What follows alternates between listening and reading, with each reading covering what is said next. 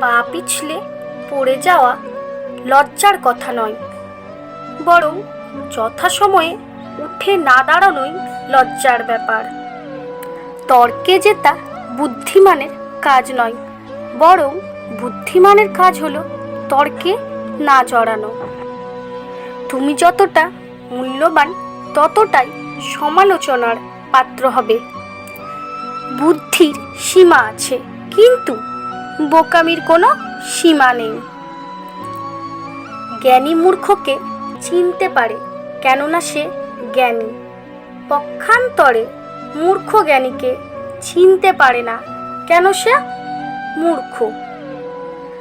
বন্ধুত্ব একটি ছাতার ন্যায়। বৃষ্টি যতই প্রবল হয়, ছাতার ততই প্রয়োজন হয়। ভুল করা দোষের কথা নয়, বরং ভুলের ওপর প্রতিষ্ঠিত থাকা দোষণীয়।